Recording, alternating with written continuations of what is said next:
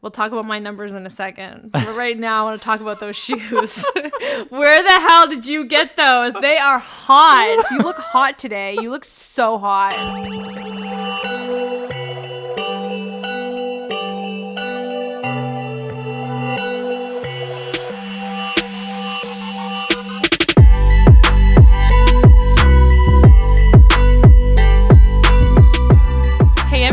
Hi guys. Welcome back to another episode of 30 Kind of Flirty. With Brittany and Joey. And we're back. We're back. We didn't go anywhere, but this is just a very...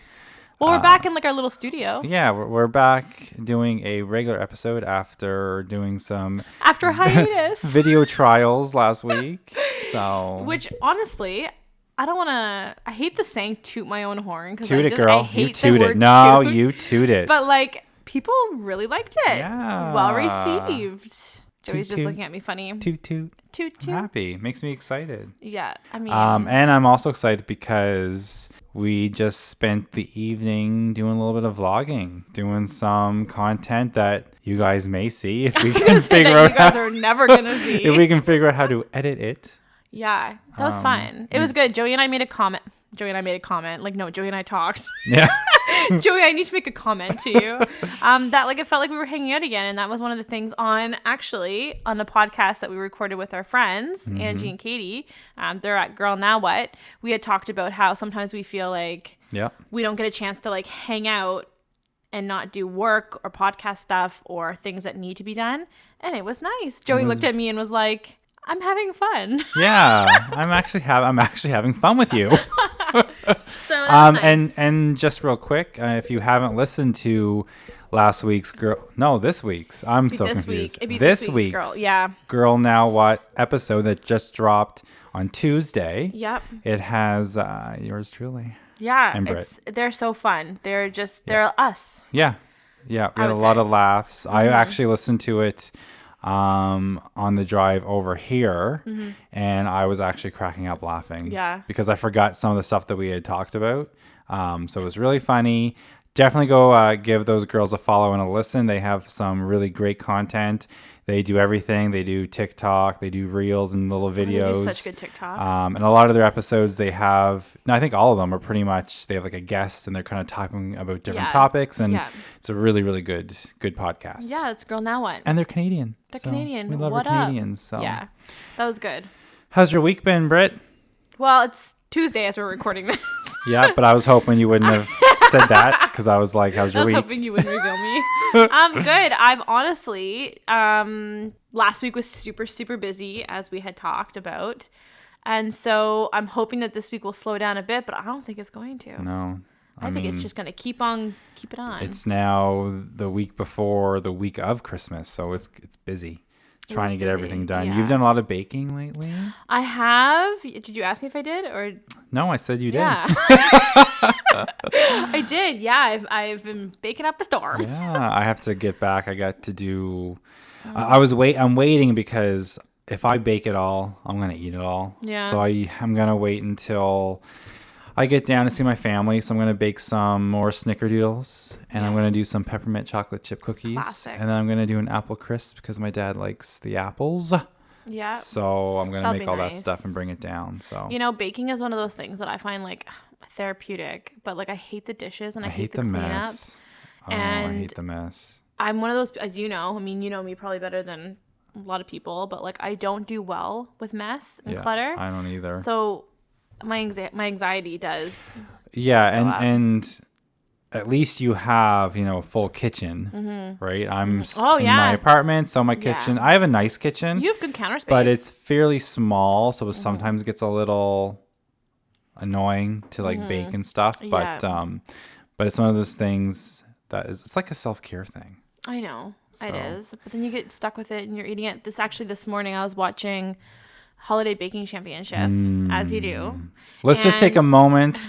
Oh, here we go. To think of Jesse Palmer on a cookie. Naked.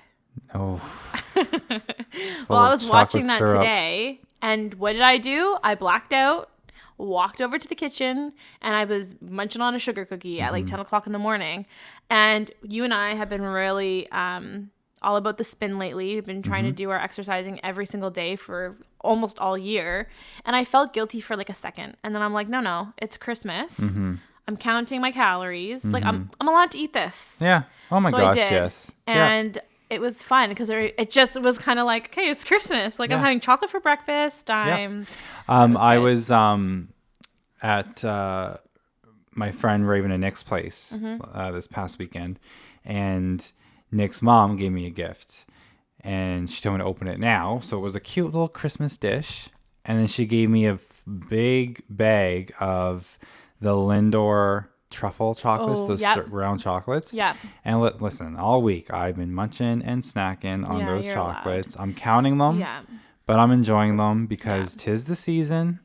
And I've been spinning on my bike, and I'm going to the gym, and I'm doing everything that not that I'm supposed to do, but that I enjoy doing. Yeah. And then also enjoying the season of deliciousness. Yeah, I know. It's so, I'm actually to the point of enjoying it, like the gym and stuff. I'm really proud of myself. Just like, let's plug each other. Oh, Brit. But like, I'm proud of myself because when I first got the exercise bike, I remember I didn't like how it felt. Like I did not like sitting on it, did not feel comfortable. Hurt the old vag. Like I did not care for it. I've been doing like every single day since I got it. And now I'm like on there and I feel like I could start like doing push-ups on the handlebars. I feel like I could lead the spin class. Yeah. I like the instructor will say something and I'm like, woo! You do. You get into it. You get so into it. And like they talked about like how one foot will lead you kind of like as you bike. And I'm just like, I'm fucking biking my little heart out. And I'm starting to really, really enjoy it. It feels good. And like what was it? It was before the pandemic. Yeah. I started going to a spin class. And I fucking loved it. Yeah. You were always talking like so but highly it's expensive. About it. Like as a monthly basis, it is expensive. And I know going out and buying a spin bike is also expensive. Yeah. But it's an investment. That's the way I see it. It is. So I bought mine. I have it. It's convenient. I can all weather. I start work really early. Yes. So I can get on that bike as soon as I wake up. My workout is done. I don't got to think about it. If the weather is bad, especially this time of year, I'm not going to worry about it. Yeah. And like we said today, like I did end up going to the gym today, but a part of me was like, do I want to go to the gym or do I just want to hop on the bike? But it's nice to have that option that if I don't feel like getting ready and going out to the gym, I can just hop on the bike and do my cardio. It's the best. Right? So we pay for because it's an Echelon bike. So Brittany and I go halves on the membership. Monthly, yeah. And Bob's your uncle. Sorry, Bub. Bub's Brittany's uncle. Yeah. And it's one of those things that I'm just really enjoying. Great for the mental health. Yeah. And I just feel and I don't know if it's because it's Christmas, but I feel very fortunate that I have the ability to be able to exercise. I have the ability to be able to. Of course. And I don't usually get like that. I don't usually practice active gratitude or anything. But like when you're on the bike, they talk about that in class. And I just, for the first time ever today, I was just like, yeah, you know what? I am thankful that I'm able to do this because not everybody can. Yeah. So yeah, that's my week. That's my week. That's your week. It's my week. Practicing gratitude. I love it. So I would love to do that like once a month or something on here, like at the end of an episode, just to like repeat after me, like I am strong. I love those like affirmations. Yeah. I think they're so good for the mind. Yeah. Anyways. And with that, we're getting into bad workplaces. But before that, I wanted to ask a question that's been really bugging me. Yeah. Brady's getting really scared. What the fuck is your problem? No. But so this is gonna sound silly now because it's not that deep. Okay, so we're in the season. We're watching our Christmas movies. We're watching the old Christmas specials we grew up with as kids. Yep. And I remembered there was one that I used to watch as a kid. Mm-hmm. And for the life of me, I have no idea what it was called. I tried to Google like descriptions and stuff. And it was black and white. And it wasn't like a full movie, I don't think, or like a full TV show. You know, there used to be those like classic shorts? Not like... Not like beach shorts, but like a pair of good jorts. But like those short cartoons, the classics, shorts like Bugs Bunny was like different, whatever. The black and white. It was kind of like that, And it had, it was live action, like real people. And there was like a Santa Claus. And there was like a dog. It would be like a guy in a dog suit, but he's playing a dog. And there was like a wizard.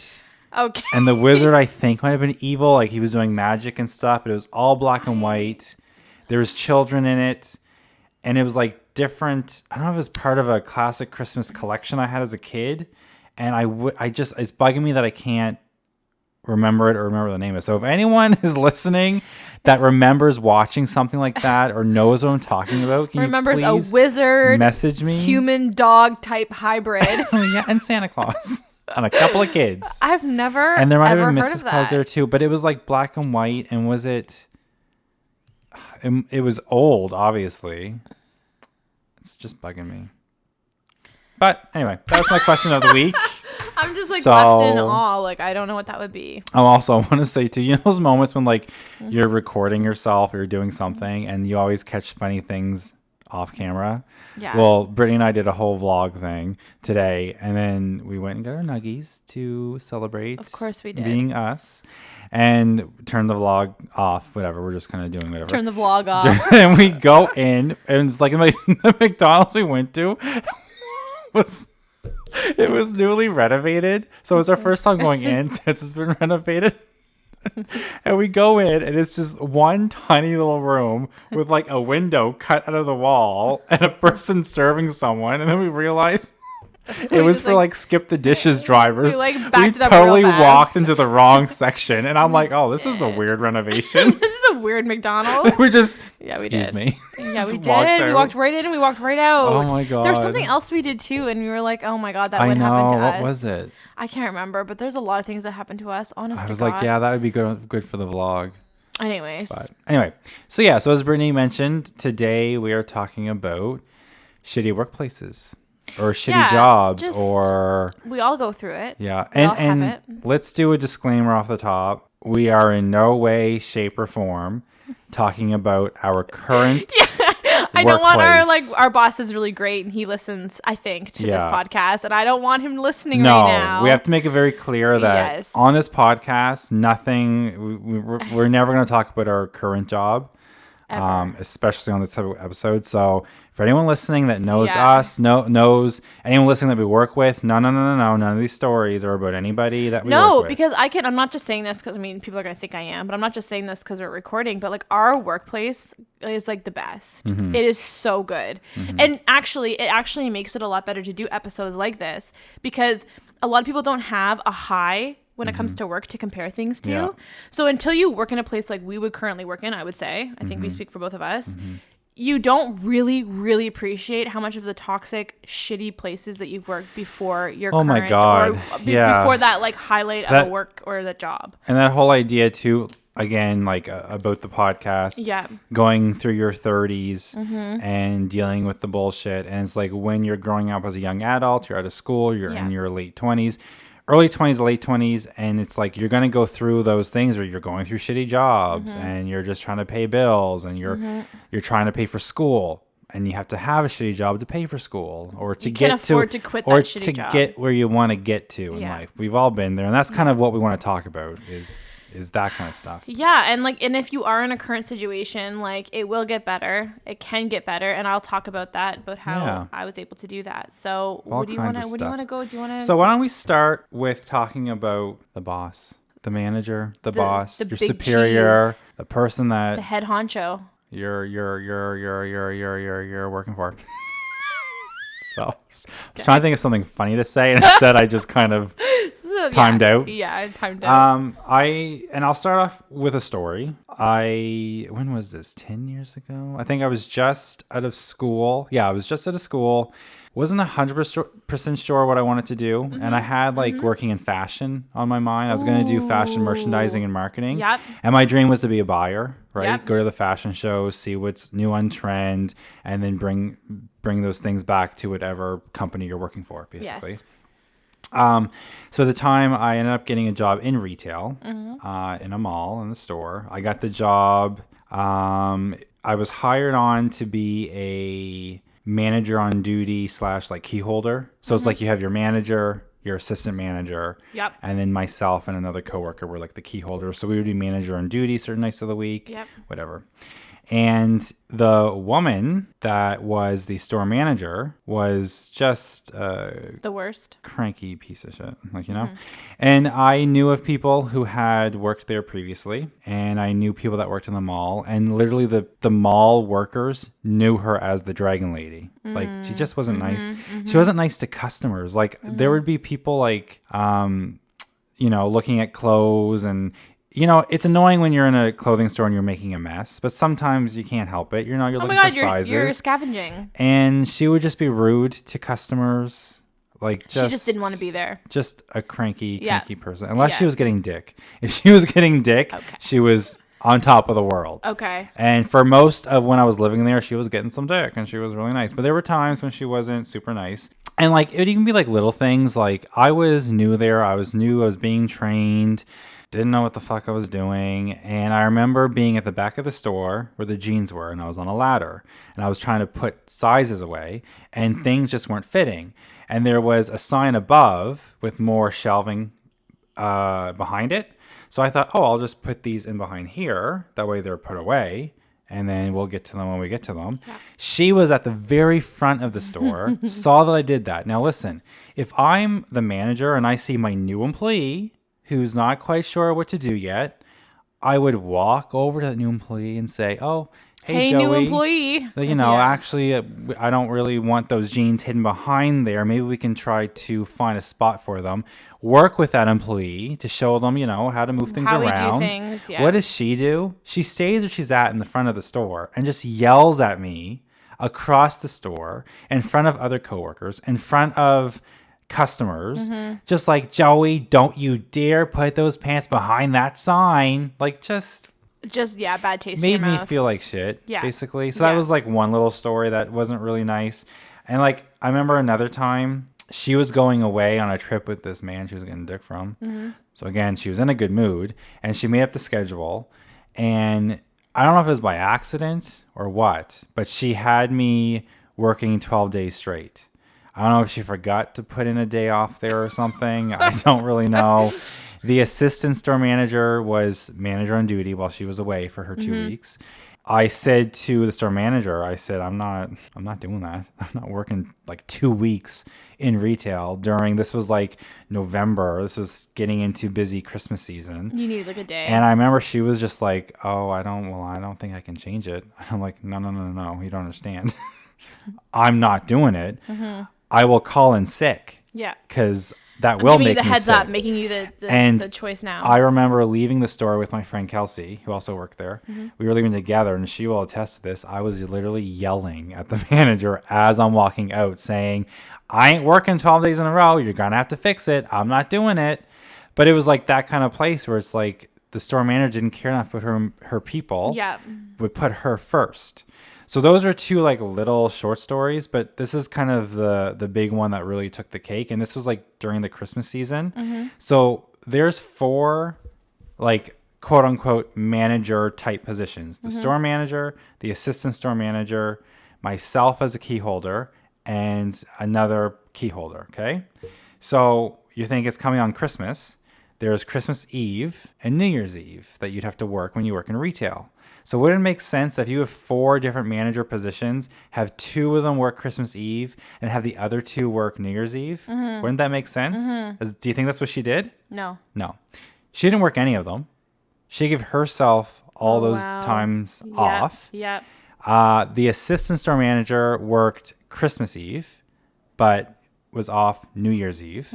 The other key holder was off Christmas Eve and worked New Year's Eve. Who worked both Christmas Eve and New Year's Eve? You. Me. Hey, I didn't complain. I was like, you know what? I'm a newbie. I'll do it. No big deal. Yep. My boyfriend at the time also worked in retail, so it's not like we could have a lot of time off to go anywhere. Even if you were off, he might have been working. Exactly. Yeah. Christmas Eve came. Me and the assistant store manager were working, and it was friggin' busy. And something happened where she wanted to leave early. I don't remember what it was. And at the time she left, it wasn't so busy. And it was okay, like, see ya. As soon as she left, of course, a ton of people come in. I had 2 employees working. One of them was new on cash. The other one was a waste of space, really, and me. So I'm trying to clean up the store, keep the store clean, and manage it. We're closing. We have a lineup now of people trying to rush it all in, do whatever. Finally, last customer is served. We close down, try to tidy up. I'm doing the cash out, that kind of thing. And I noticed that the cashier made a mistake. So when she was serving someone, they were paying with debit. When she went to click the debit, whatever, she must not have clicked the right button. And this person put their card in, but nothing was coming up. And they took their card out and left. And she thought they paid. So then the other night, I'm thinking we're short like $100 and some bucks. And that was how much that total was. So she kind of just messed up. I was like, fuck it. I don't give a rat's ass. Like, it's Christmas Eve. It was busy. The manager's going to be cranky as all hell. I don't care. Like, let's just go. We'll wrap things up. We'll leave. I'll explain it to her. Whatever.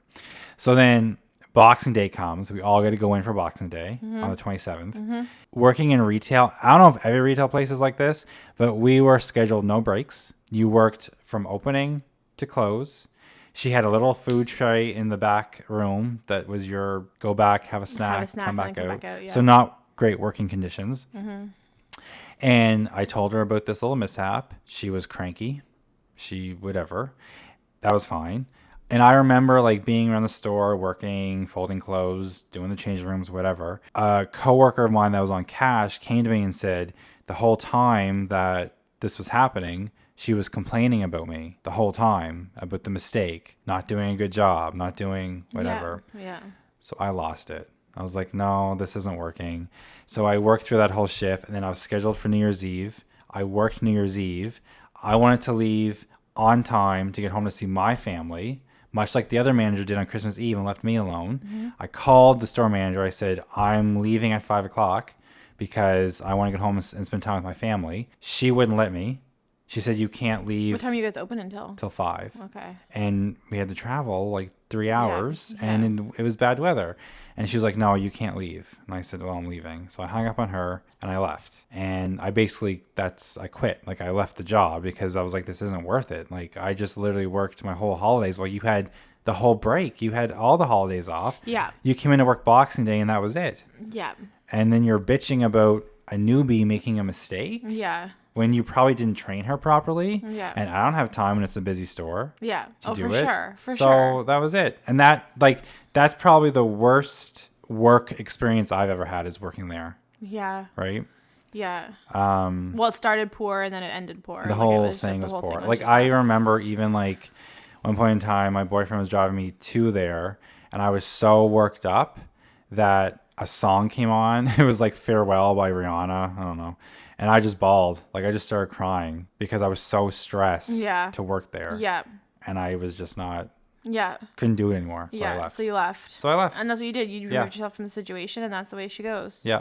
And I think when you're dealing in situations with work, a negative boss, whatever it is, I think you have to remember, like, I wouldn't be like that now. Like, if I was working for someone, I wouldn't take any shit right off the bat. I wouldn't be nervous. I wouldn't be. No, of course not. Like, I'm not that person anymore. Yeah. But I think you have to remember, like, don't take it personally. I knew she was cranky with everybody, even customers. So whatever I did, it wasn't me. It was just her. Yeah. And I also knew that, you know what, like, if you're working a shitty job and you're just trying to pay for school or do whatever until the next big thing, so it's a small moment in time. Yeah. You're going to get through it. Insignificant. And it's going to be fine. Yeah. Yeah. Jeez. The Dragon Lady. The Dragon Lady. The Dragon Lady. I'm sure people listening that know me would know who the Dragon Lady is. Yeah. Yeah. It's always hard, I find, too, like with toxic coworkers, boss, whatever. When you're in that situation, it's really hard to see the out because it's money, right? Yeah. Like, you need it to do everything. So it's like you feel trapped. Well, that's the thing too, right? Like, I left that job. I was going back to school. Yeah. In the new year. Yeah. So I was planning on working part-time there. But I was like, fuck it, this isn't worth it. Another job, but it's a pain in the ass, learning new jobs, meeting new people, right? Like, it's not a great. But the stress just.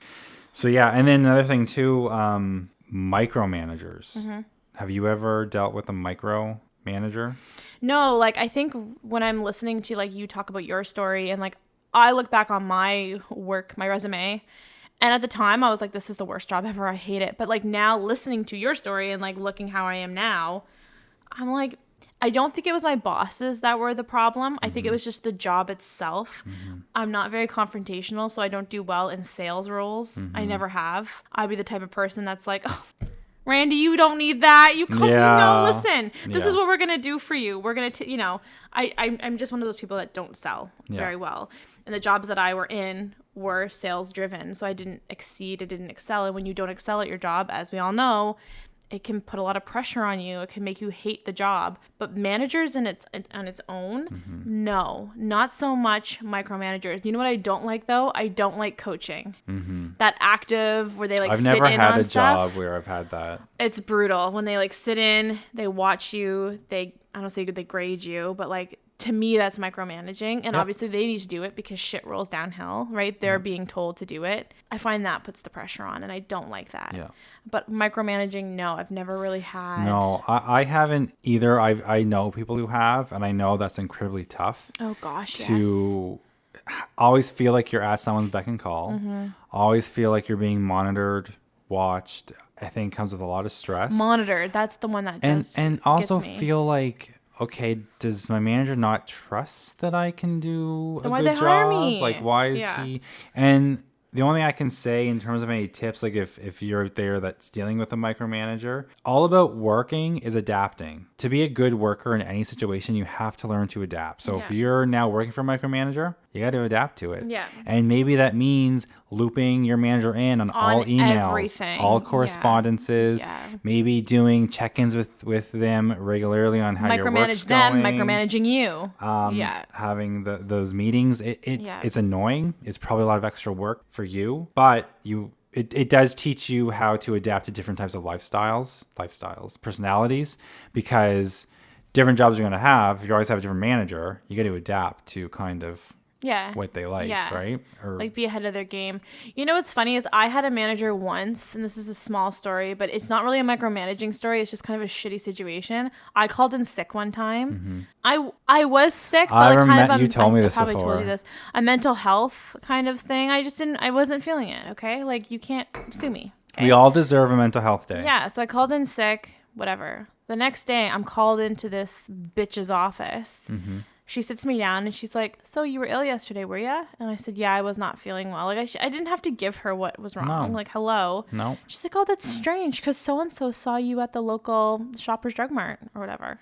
And like, I thought so quick on my feet. I looked at her and I was like, yeah, waiting for a prescription. Yep. Okay, now. Here's the truth. No, that was it. Then I left. And she's like, oh, okay, sorry. Like, whatever, I left.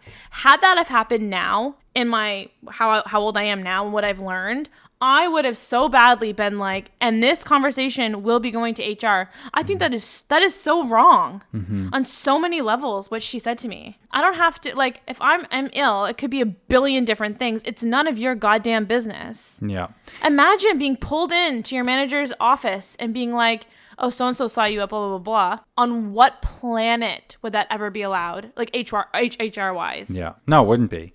And it's so funny because an old friend of mine, where she worked, it was like a very toxic environment. The coworkers were toxic. The manager was toxic. And like, posting on social media, right? So she had coworkers on her social media. Yeah.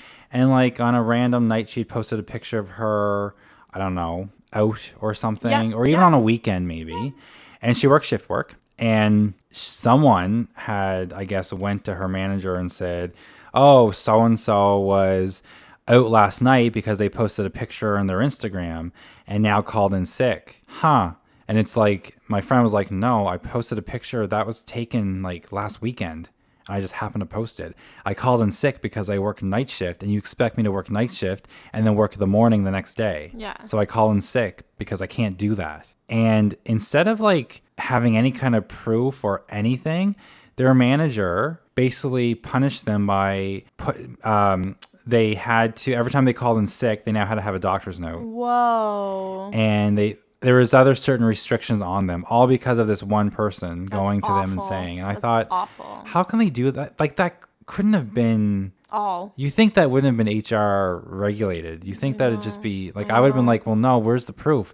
A picture on Instagram that she just happened to post on a Tuesday night that could have been taken at any time. Yeah, and I think if you're listening to this and you're like, that's happened to me, or this is currently happening to me, keep in mind that the reason that this is happening to you is probably a lack of training and skill on your manager side of things.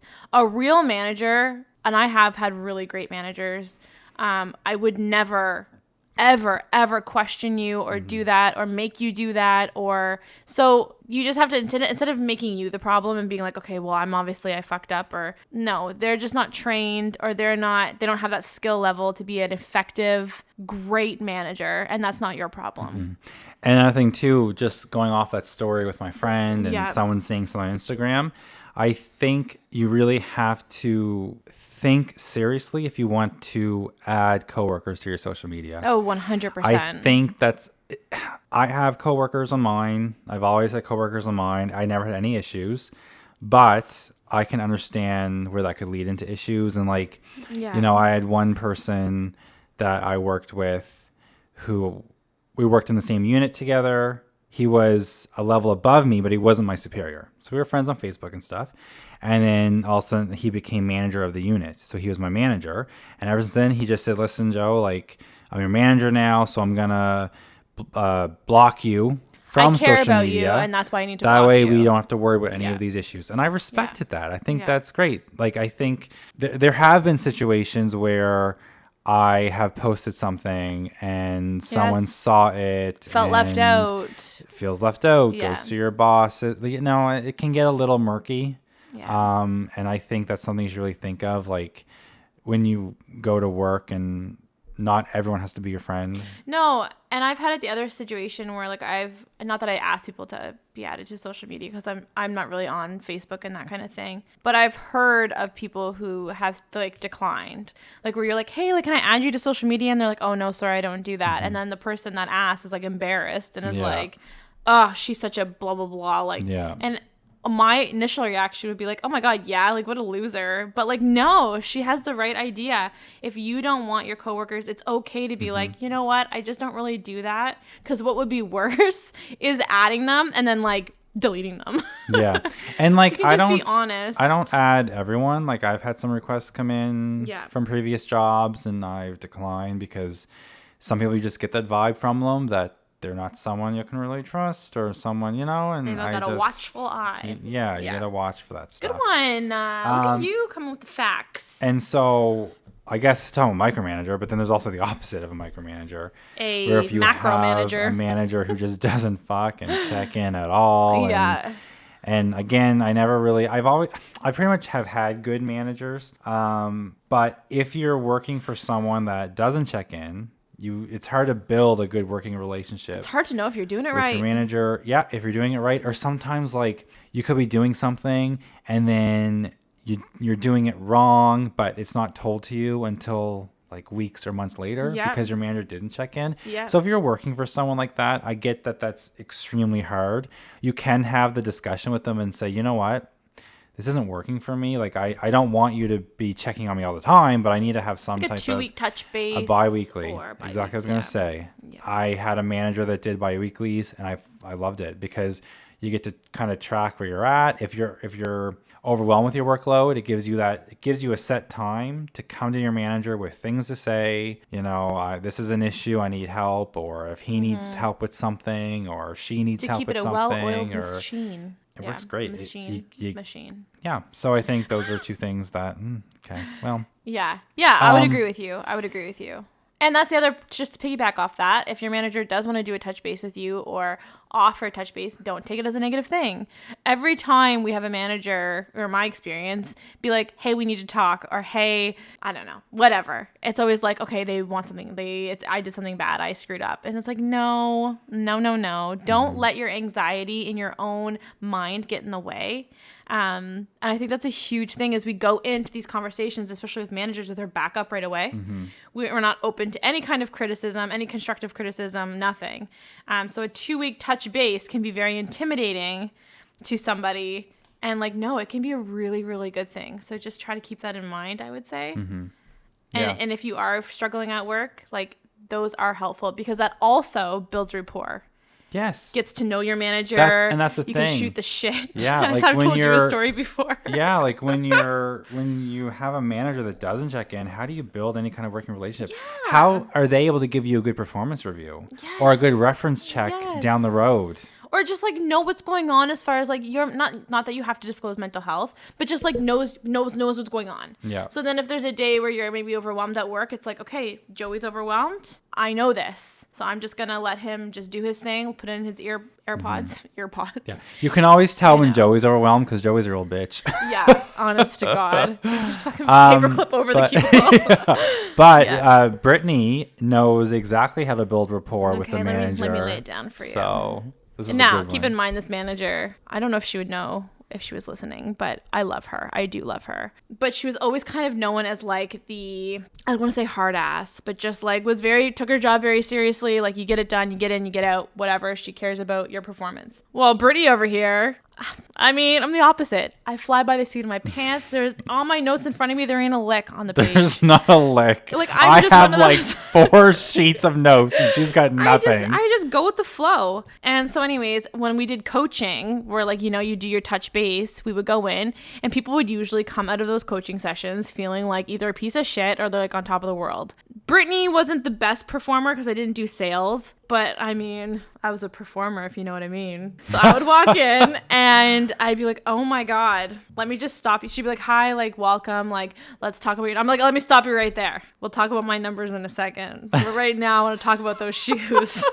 Where the hell did you get those? They are hot. You look hot today. You look so hot. Oh and she'd be like, oh my God. I got them on sale at 9 West. Like, they were like 50% off?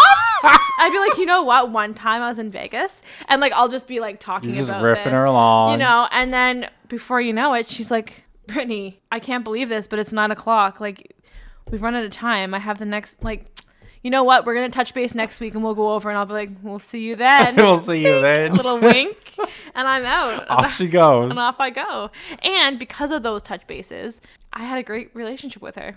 We got along great. I think that's so good. That is so. If that is any tip to take from this episode, compliment your boss. Yeah, flattery. What's that saying? Flattery will get you everywhere. Yeah, it gets you everywhere. It's the cat's ass. It's the. If you watch one of our vlogs that hopefully go up, you'll know where that's from. Yeah, that's a little inside joke. Inside joke. But yeah, so I love that story. But just to kind of, it's just so me. It is. It's so. That's very Brittany. Just fucking. But I did want to say real quick, like, obviously there's different types of bosses, micromanagers, all that kind of stuff. But if you are working for someone that's like a toxic boss, my story. That's a toxic boss. That's a situation where I'm going in there walking on eggshells. I'm stressed. I wasn't sleeping. You can't even enjoy your time off that you have because you got to go back there. Be shit, if you're being, they're demeaning to you. Yeah. They're not treating you right. Sometimes you have to leave. That's your only other option. Yeah. And we'll talk about quitting in a bit, but. Okay, yeah. I was going to go into that, but yeah, you can. Well, maybe we can. Did you want to? Let's do it. Go into quitting. Do you have more notes over there? I do, but it's a completely different topic. So we can go we can go to quitting right now. I was just gonna say, like, if people are like listening to this being like, okay, yeah, Brit's the fun one. Joe's the old stick in the mud. Okay, point B. Yeah. No. But you know what though? When you need someone to fight in your corner, you go see Joe. That's right? true. Any advice? I'm constantly saying, Joe. Yeah. Joe. Quitting. I know if you're listening to this right now and you're dreading going into work tomorrow, even though it's Friday and you should be loving life. I get it. I've been there. It's really hard. It's hard when you have bills, when you have a mortgage, when you have car payments, when you have cell phone bills, when you feel like it's just a really dark, dark time because you're at work more than you're at home with your own family awake. I've been there. The way I handled it is I spoke to my doctor. Because let's be real, if you're in a toxic situation at work, you don't have to be. You can go off on short-term disabilities depending on your job. There's lots of options out there for you. You should start with talking to your doctor. I think that's the first point. That's a good one. And that's what I did. I was put off work due to work stress because work stress is where it starts and then it can just trickle down. You can get to a really dark place. I ended up going off. I collected unemployment, which paid my bills, bare minimum, but it got you through. It got me through, and I was able to do that. I would 100% say it's scary, but if you speak vocally about people around you, to your parents or to your guardians or your aunt and uncle, whoever, your family, your friends, people are there to help you and probably can sympathize because they've all been there themselves. Sympathize. And empathize. Yeah. With you. We're making up words. No, who knows? But like, it's okay. And it's okay to go off on EI. It's okay to look at your options at the very least. You don't have to be in a toxic job. That's what I would say. I know it's easier said than done because it's money. But if you had told me that I would do that, like, I would have never believed you. I would have been like, no, it's impossible. It's impossible. I have commitments. Yeah. I cannot go off and I can't find a job fast enough. So what the fuck? Do I just be miserable? Yeah. But no, there are options. Start with your doctor. Yeah. And 100%. That's a really good point when you're in a toxic work situation. Because sometimes, like, when you're a student, when you're working like 16 part-time jobs, or when you're like, you can kind of flit around because there's always going to be something on the horizon. Remember, I had the genius idea to pick up a part-time job. Yeah. Oh my God. Remember, I was piloting that. Yes. The last, she got her first like 1 to 10 on a Saturday, and she was out. Like, you know, like, you have those options because they're not really true. I don't want to say they're true jobs, but they're just kind of like, you know, what you said, like in that moment in time. Yeah. But if that's like your full-time, real deal, orange peel job, that's fucking scary. Yeah. So talk to your doctor. And then, of course, like, you know, if you're just in a situation where you're looking to change jobs, then, you know, obviously you need to make sure you have another job lined up, right? Yeah. This is not if you're in a toxic situation, but if you're just looking for something different, you know, have a job lined up. I remember kind of 2 fucking stories. But I'm really bad I used to be really bad for getting into jobs, not liking it, and then fucking heading out without anything in place. Yeah. I've done it twice.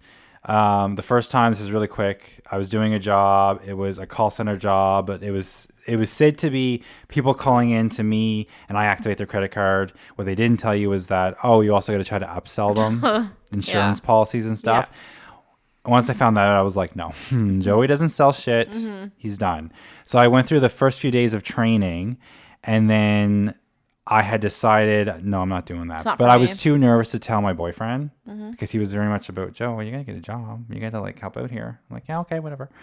So I remember when I decided, no, I'm not doing this. So that morning I emailed the trainer and said, you know what, this isn't for me.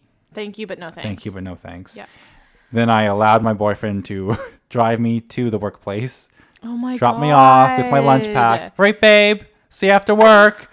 And I like walked into the vestibule, watched him drive off. Then I turned around, went on a bus and to Starbucks That is so went to funny. Starbucks all day. And like, cause I didn't have the balls to tell my boyfriend. So the plan was, and I did this, I had my laptop with me. I went to Starbucks. I went on Kijiji job search. Found a new job. I found a new job, and it actually became my career for 2 years. It was the activity coordinator at a seniors place. Yeah. If we had some time, I would talk a bit about that job. That was the most rewarding job I've ever had. Yeah. Planning activities for seniors, and it was just amazing. So it worked out for me. But another story, and this was right after school. I got a job at a hotel thinking, oh yeah, I worked the front desk. Yeah. No big deal. Yep. They fucking stuck me on night shift overnight to cover off for the night auditor, it was a stressful job, working with shitty people, not being given the proper training, all this paperwork and accounting you got to do like 2 a.m. when you're half asleep. Hated it. My boyfriend was going to Toronto for a work trip. And this is a time in life when Joeigh, who was obsessed with romantic comedies and obsessed with like big city dreams and, you know, having the perfect career and just doing what you want and being in love and everything's fine, was jealous that my boyfriend's going to Toronto for a week for work and I'm stuck here working this shitty job, stressed out. And I had decided I was going to quit, but I didn't have the balls to like quit. So what I did was I worked my last shift. It was like a 3 to 11. No, it was a overnight shift. I was done. The boss came in. Great. See ya tonight. See ya never. Went home. Got my stuff. Hopped on the plane. Flew to Toronto. And let me tell you, during the whole flight, I felt like Sandra Bullock. Did you? I felt like Jennifer Aniston, just no ties, off to see my love in the big city. Yeah. It's like when and like you turn your phone off, so out of mind, out of sight. Then I finally land, turn my phone on. Fucking my phone's blowing up. Where Joe, are you? Where are you at? Are you coming into work today? Your shift starts soon. Joe, give me a call. Nope, never did. In Toronto, bud. Living my little romantic comedy so dream. Funny. And that's how I kind of left. So I was never a good person to quit a job. But in most situations, obviously give your 2 weeks notice, thank them for what they've taught you. Yeah. And then move on from there. Yeah, ghosted. I ghosted. I was ghosted. Ghosting. You know what's funny is, have you ever seen the show King of Queens with Kevin James? Okay. Yeah. So in that show, there's an episode where he meets Carrie. So Doug Heffernan meets Carrie. Who's Carrie? The wife. Is that Leah Remini? Yeah. So they start dating, and Doug is like, oh, I have a job. Like, yeah, I work for this postal service. And she's like, okay, great. I'm heading out to the office. Like, I'll just drop you off at work then. He doesn't work there. And he's like, yeah, thanks. That sounds good. So, like, he does the same thing. And she's like, so then she drops him off. He, like, waves to her. She's like, okay, go in. Like, we'll see you later, honey. I just want to make sure you get in. Yeah. So he, like, went in. And anyways, he just started making friends with the guys. He would like hang out there all day. And then like later in the episode, they're like, do you just want to work here? Like, you're here every day with your lunch. You eat with us. And that's what that reminded me of. Well, and it's funny because, so I did this, I went to Starbucks, did all that, found that job, applied to it. And then obviously, it's almost 5 o'clock, hopped back on the bus, drove back to the workplace, got off, and was waiting on the bench outside of it. I remember it was when, Taylor Swift first released Red. So I was listening to that on the bench, just waiting for him to pick me up. And I was like, oh yeah, babe, good day at work. But over my lunch hour, I applied to this other job, and I hope that works out. It seems more fitting, more money. And so for the next couple of days, he took me to the workplace, and I went to Starbucks. And then I did the interview when I finally got that job. Then I told him, oh, I got this job. I'm just going to quit here and start working here. He never knew. That was so never genius. Told him. If he listens to this, now he knows. But too bad for you. I mean, I don't think he gives a rat's ass now. But yeah. But that's so funny. Yeah, though. I it's so weird because I'm the kind of person that I don't get anxious to confront people about stuff. But when it comes to work sometimes and like having to quit, I think it's having to disappoint someone. To go in and say, oh, this isn't working out, I'm going to leave. And then you're leaving them, stressed in a lurch. Find someone. I mean, but I guess it didn't help. I guess I left them more in a lurch by just leaving.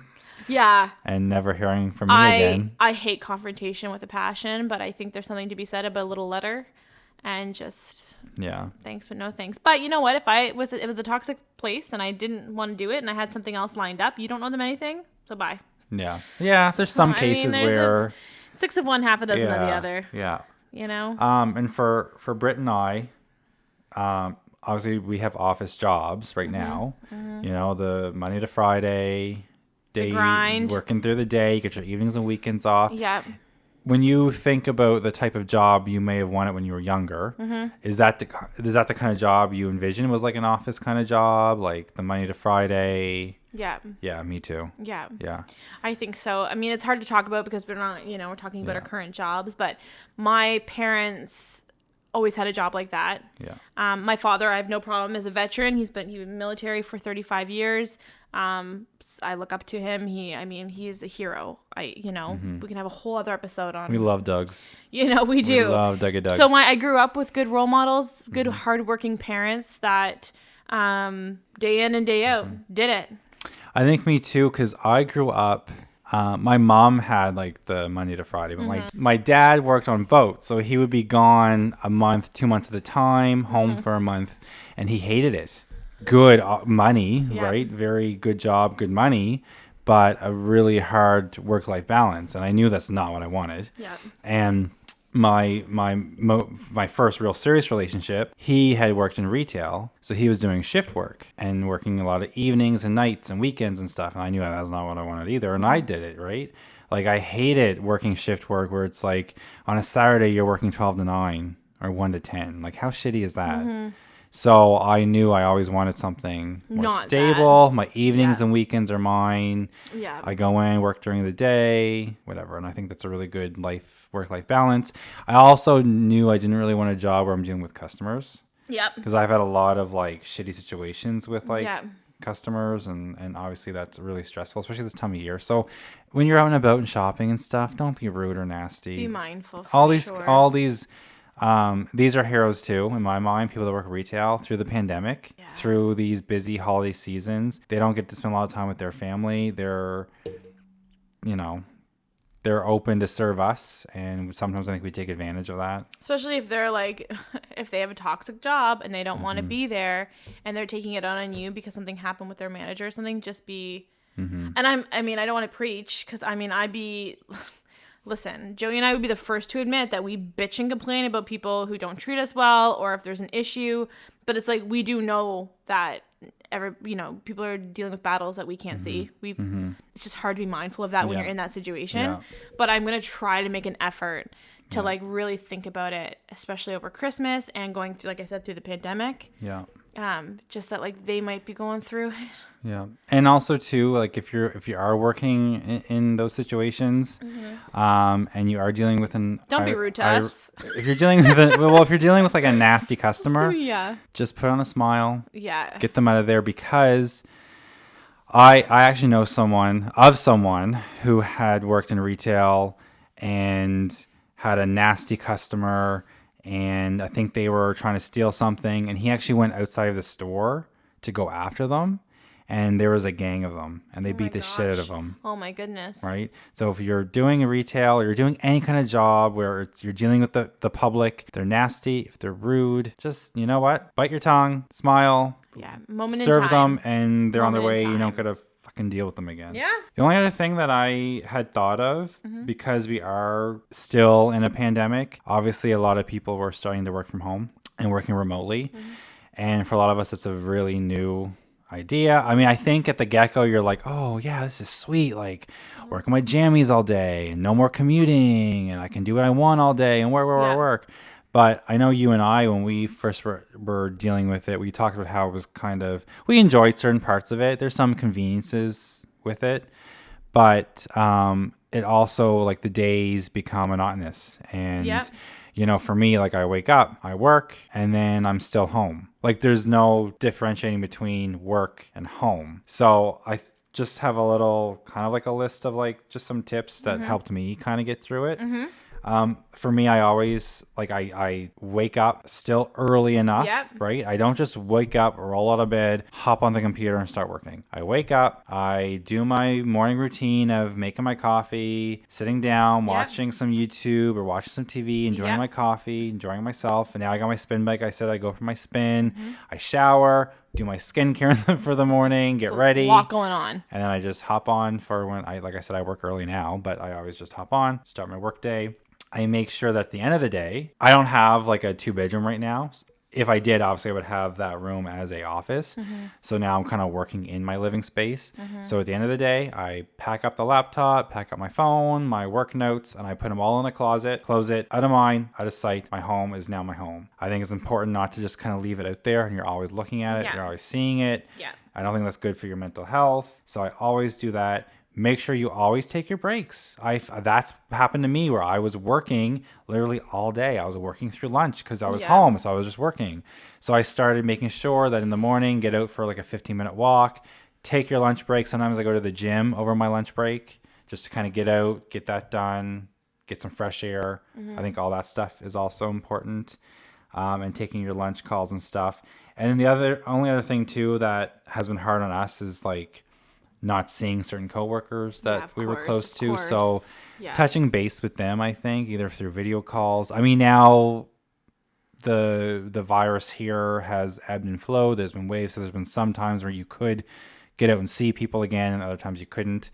There's one coworker, she calls me every Friday. She was someone I was really close to. And we just chat every Friday and, what's on for the weekend, and just kind of stay connected. Keeps that relationship. Yeah, so I think those are some good tips if you are working from home and you're struggling with it, because some people can't. Yeah. Some people have a hard time. Oh gosh, yeah. I do personally enjoy it. I think do too. I think I get more done I do enjoy it. Like, I miss the social aspect. Yeah. But the social aspect also came, it was a problem. Yeah. Because I was socializing. Yeah. Where I don't do that here. The one thing I'll say, I agree with everything you say. Yeah, add some stuff. Everything you say. I agree with everything you ever say. You heard it here first, folks. Joey's always right. You said. But just to piggyback off of taking your breaks is taking time off. Yes. Really hard for us to justify taking time off when we're working from home. And even now, and if our boss is listening to this, I have a bad habit. We all have bad habits. I will say that of being like, if you need anything, you let me know. Mm-hmm. We're very flexible. Everybody likes to help everybody out. But sometimes that can be an issue because you're not taking time to unplug. Mm-hmm. Now, that being said, I'm very okay with popping onto something and doing something real quick. Takes a second. But then you're not really truly getting that unplugged time. And I know we're all guilty of it. And it's really freaking hard to do during quarantine. Yeah. And I think you're right, where when this all first started happening, it was hard to take time off because it's like, oh, well, I'm home anyway. But no, you're home, but your mental capacity is still at work. Yeah. So by taking time off, you're unplugging from that work and you're giving yourself a break. And it's very, very important. So that's the only other thing I had on that topic. Yeah, that's all I had too. Workplaces, shitty workplaces. We went through it. Where you at? So we're going to end off a little game. Would you rather? Just a tiny little would you. Okay, you could be excited about it. Well, I was going to say, Joey's actually, I'm excited for your questions because I think that you like put thought into them. Oh, no, I got these off the internet. Well, because mine, I was like, I'll keep mine like work related. You know so I feel like mine are going to be boring now. Looking for these questions was really hard because a lot of them were fucking shitty. Are they? Yeah. I didn't even notice. Hopefully mine aren't bad. Well, you didn't notice. You never looked. Didn't prepare. Do you want to go first? Do you want me to go first? I'll go first. Okay, we'll piggyback back and forth. Okay, you start. Okay. Would you rather tell on your boyfriend, girlfriend, or best friend who... Oh, wait. And this is why we don't write down notes. Oh, yeah. So would you rather... Okay, so your boyfriend... Oh, my God. Okay. Take two. Okay. Your boyfriend... or girlfriend or best friend, whoever, someone close to you, committed a crime, okay? Okay. Would you rather tell on them that they've committed the crime or serve the time on their behalf? Say that again. Oh, for fuck's sakes. Would you rather tell on your boyfriend or friend who committed a crime? Would you rather tell on them or would you rather serve their time? 100%. Yeah, me too. I'm not doing the fucking time. Brett, look at me. A pretty thing like me, I wouldn't last a week in jail. You did the crime. Now you'll do the time. Exactly. I will eat a lime. I'd be someone's bitch. Yeah, I'd be their sex toy. I'd be their sex slave. Okay. Well, there's a lot of muscly men in jail. Though. So why'd you choose me? Yeah. What was it about me? What was it about me that you liked? Okay, Joe. Would you rather do something you love and make just enough money to get by, or do something you hate but make billions of dollars? Look, he doesn't Does hate equal like being stressed out? Is it a stressful job? I think hate would just be like you really just hate it. Like, you know what I mean? Brett, who am I? Materialistic. I need the billions. I'm making the billions. Because you know what? It's only a moment in time, and then I'm out of there with my billions bucks. Exactly. You still get your evenings, your weekends, your vacations, honey. You can do what you want. I'm out of there. I want the money. Never see you again. Peace. Okay. And you can, well, if you're making billions, you can retire anytime. Yeah, later. See ya. Later, losers. So, okay. Your boyfriend, oh no, wait. Would you rather take care... The way you ask these questions. Would you rather take care of the beast for the rest of your life or love Gaston to be your boyfriend? I'm taking Gaston. He's fucking hot. What was the beast one? What was the first question? Would you rather take care of the beast for the rest of your life? No. Because Belle took care of him. Or have Gaston, who's kind of a rapist, as your boyfriend. But hey, do what you want to me. You're hot. He's rich too. Isn't he a prince or something? Yeah, he's something. No, I guess the beast is the prince. Oh, yeah. But then he turns handsome. But she lives in a huge castle. So I'm going to go with the beast. But do you want to take care of him? I would just hire somebody. I'm rich. I have a castle. Put that up on the real estate market. I'm out of there. Yeah. Okay. I'm in. I'm your Ponzi. Oh, God. This is an interesting one. It's kind of not like a hard one. I'm actually just curious about your answer. Would you rather work like longer days and have a shorter week, or work kind of the regular what you have now? It's funny because I have thought about this. By the way, this is a Brittany original question. Would I rather want to... It's a hard one. You know what? I think I would do... So I guess you do like 4 10-hour days. Yeah, I think I would do that. And have... What would that be? That's only a 3-day weekend, though. What would that be? That'd be like 8 to... What time would that be? Yeah, 8 till 8? You would have a long weekend every weekend. 8 till 6? Is that all it would be? 8 till 6? Yeah, it's not that bad. I would do it. I know, because I know people that do it, and it doesn't seem like it's that bad. Yeah, short work week. Boss, if you're listening. Yeah. I'll buy you a Timmy's. We know how you like it. Okay, ready? Yep. Last one. Yep. Would you rather know how you're going to die or when you're going to die? This is a hard one. I'd rather know when. Trying to think. I thought I had my idea. How if I knew. I'd rather know when, because I think how you're going to go would just fucking scare me, and I would just always be on edge. I'd always be on edge. Yeah, because you wouldn't even know when it's going to happen. You wouldn't know when it's going to happen. Whereas if you knew when it was going to happen, live your life. This is what it is. I can do whatever I want to do. Listen, I'm going to die in a year's time. I don't know how I'm going to go. It's like Phoebe, where she's like, with any luck. Yeah. You know? Okay, Joe. Would you rather have your dream job but can't retire for 50 years, or a terrible job but you get to retire in 10 years? Terrible job, 10 years. Yeah. Get through it. And then you're set. 50 years? My God, that would be a long time. That is a long time. I'm very old. What?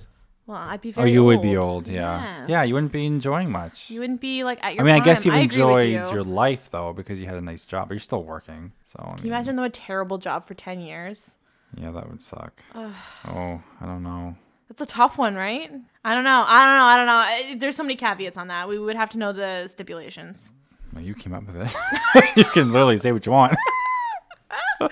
Yeah. Yeah. All right. So that was all. That's fun. I love the Would You Rather. We actually played that on Girl Now What, and we did. Our questions were they were questionable. I was gonna say Angie's questions were. Yeah. They have their moments. What were they again? I thought they were good though, because they did make you think. They did. No, they were good questions. She just had to repeat the question a couple times. They were good. They just made me laugh because they were just so random. There was the one with two buttonholes. 2 belly buttons. Belly buttons. And the one nipple. Go listen. So if you want to know what our thoughts were on that, you need to listen to that episode. Yeah. And honestly, if you're listening to this and you're yelling at us right now with your answer, let us know. Yeah, we can't hear you through the mic. We can't. You gotta slide into our DMs. Yeah. Well, that's it for today, guys. So perfect. I was just gonna say, I think the big takeaway is flatter your boss to get what you want. I would say so. Right? That's the big one. Don't stress. If you're in a bad situation, search for something better. I remember telling myself back in school at one point, I forget what it was, maybe a job or something. And I just was sitting on my bed and I was so upset and I was crying. And I just said, like, you know what, Brittany? Like, no one's going to kill you. You're not going to die. No one's going to come and murder you. If you don't want to do the job, if you don't want to, it's never as bad as it seems. Mm-hmm. So do what you can do and move on with your life. And that's the way she goes. Do you know what always made me feel kind of good when I had shitty jobs? Again, going back to me loving rom-coms, but watching rom-coms where like the main character also has a shitty job. Yeah. Maid in Manhattan, when she was the maid in Manhattan. Or like, just thought of one now, it slipped my mind. While You Were Sleeping, Sandra Bullock she works at the transit, the train station place or whatever. Like, you know, they have these shitty jobs. Lots it's like of shitty jobs out there. Everyone goes through it. The Office. The Office. What a boring fucking job. What a boring job selling paper. Or like Kelly's job of customer service, the only person dealing with the customers. No, thank you. Like, Friends. Yeah. I mean, Monica's been through Ross it. aside. Monica with the big tits. Having to do the roller skating. And doing the roller skating, and Rachel's having the waitress for so long. Oh my God. So, you know what? We've all, I know they're fictional characters, but like when you watch them, you just feel like you're there and you're like, they've all can tell you stories, I'm sure. We've all been through it. There you go. So, as always, work hard, climb that corporate ladder, make billions, and then retire when you're 30 and give Joe a call because he's single. And then hit us up. So, all right, guys, if you like, what do you want? Because it's It's just like, we gotta go and hit us up. All right, guys. We gotta do the spiel. Yeah, do it. Go if you like what you're listening and you like what you're seeing, because now we're everywhere on the video, you can give us a follow on Instagram, 30 Kind of Flirty Podcast. Give us a follow on Spotify. Give us a rating and a 5-star rating and a review on Apple Podcasts. We don't accept anything less. You can listen to us on all platforms. And any feedback, questions, comments, or positive topics, vibes only. Positive vibes given to us, 30kindoflirty@gmail.com. We're on the talk, we're on the twit, and we're on the tube. We're on the what? The talk, twit, and tube. My God. What's the tube? YouTube. We're on the tube. Oh, okay. Yeah. Right. YouTube. Having a moment, folks. TikTok and tube. TikTok, Twitter, and tube. Okay. Anyways, we'll see you guys later. Okay, bye, guys.